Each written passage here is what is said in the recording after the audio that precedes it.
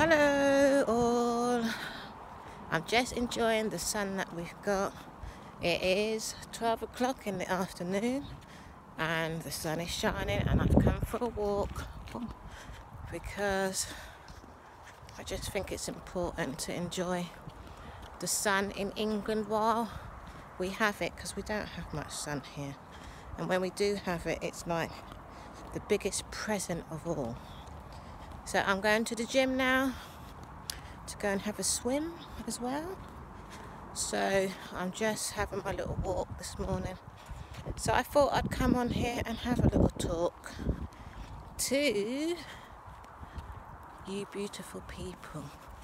And it's about self-image, because I've been working on my self-image, because I've always had a very quite bad reflection of myself, not due to my own self, but due to my surroundings, due to the people that I used to be around, due to society and how it sees me, you know, as a mixed race girl, knowing where I fit in. Never really felt that I fitted in anywhere, and just feeling insecure because of, you know, lots of different reasons, you know, not really having leaders that were making me feel secure within myself. I didn't really have any positive outlooks of my life, because I don't know, I was just very, very insecure, very damaged, because, and I know it's because I wasn't brought up by a loving mother, and I don't really want to say nothing about the father, but he just wasn't there.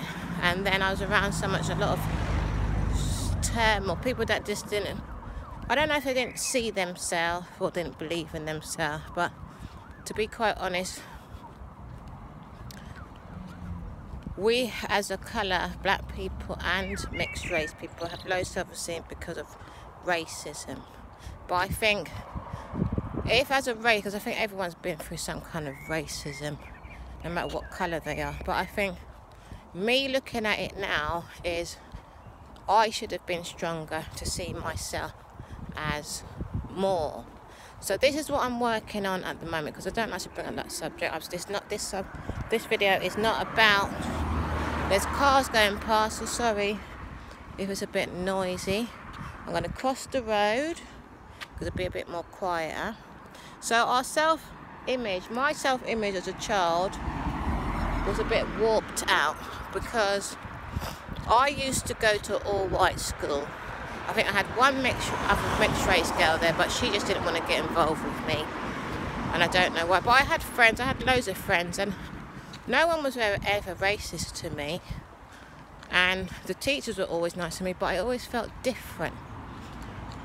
And I didn't know at the time, I was too young to understand what was wrong with me, because I wasn't isolated, but I felt very isolated and abnormal inside. And so I've been led to understand it's a lot to do with how I see my self-image. Now, it's not an easy one, because we wake up every day feeling that I do, I can't say we, I feel like I need to live a different life. I want to have a different life. Like, I might see the likes of Beyonce or Rihanna, or, you know, there's so many celebrities out there, so much talented people out there, and they all seem to be in America, and that's another thing. But I put it down to, if there's all those talented people there, there's bound to be a duplication of more talented people. Now, we live here in England, there's talented people, but they're not exposed as much as Americans. And, you know, I've got a lot of understanding of the greatness and the hard work that Americans put in, and the knowledge that they've shared here over England has been good. So that has helped me to see that I can accomplish more than I ever thought that I could have. So that's another self-image that I've put in place within myself, that yes, I can be, do and have anything that I desired. But what happened to me, it came quite late in my life, because I'm 42. So I was seeking, when I was about 26, I found out this truth, because a lot of things had been held back, like even in my mum's generation. They said rich and poor, so they gave everything to so-called people that were rich, that had a mum and a dad, and the mum and dad worked, and they would come together with a plan and put all their money together, and then they built all these organisations, and it was a high price to pay for, say, drama school, or to play an instrument, or to go dance classes. They were looking at, in my mum's days, in the thousands for these sort of establishments here in England. Now, I don't know what it was like in America, but some way, somehow, a lot of them self-taught themselves. But we don't know the story. I know in hip-hop, they got together in groups and they taught themselves how to dance. But here in England, it was forbidden that anybody done anything in group. So people here just done as they were told, and just basically stayed in their little families and went to work. And England is a very much worker mentality. So that's why I know I must have always been quite entrepreneurial, and that's why I believe I always felt abnormal to others, because everybody was looking about getting a job and a fantastic career, which there's nothing wrong with that. And I was just basically looking to be a superstar when I was a kid, or a model. But people said, oh, you haven't got the nose, you haven't got the look to be a model. This is what I heard when I was a kid. And mostly white people are models. This is what I would hear when I was a kid. But I didn't see it as racism at the time. I saw it as that's how it really is. Until Naomi Campbell came along and started pushing through, because she had self-worth. She had self-belief that she was beautiful, and she was a model, and she was a supermodel, and she got through. So it goes to show you it has nothing to do with colour. It's to do with your self-image of yourself. Because if Naomi Campbell can be a supermodel among all of one colour, anyone can be a supermodel. So I saw that, but I still had that sick feeling in myself that I couldn't do it. I wasn't good enough. So it never happened for me until later on in life. Because now I do it now, and it all had to do with how I saw myself. I had to build up my self-image of myself. I had to build up my self-esteem. I had to build up my confidence. I don't think I'm this glamour model. I don't think I'm a supermodel.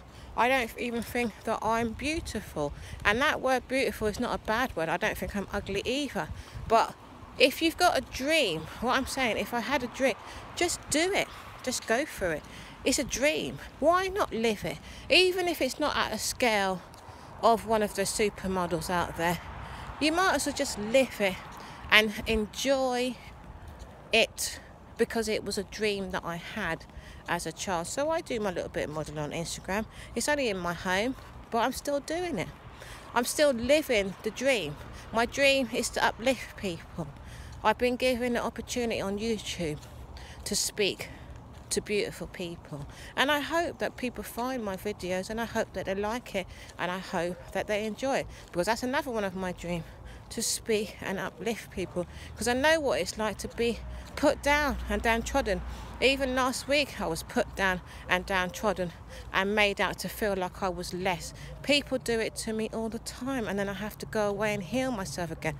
There is so much vicious people out there that like to make people feel like they're less, that no one really has that right. And that is why I've never accomplished the dreams to the level that I would have liked to in my childhood, because there was never anyone around to say anything nice. There was never anyone around to tell me that you are good enough and you can be anything you want. My dad did used to say that to me, but because he wasn't in my life, obviously I didn't have trust, because I needed to build up, because my mum put me down so much as a child. She really was an evil woman. She really done a bad thing to me internally. So it destroyed me on how I saw myself as a person, and I suffer from it to this day, and nobody that I've met understands what I'm going through, because I look fine outwardly.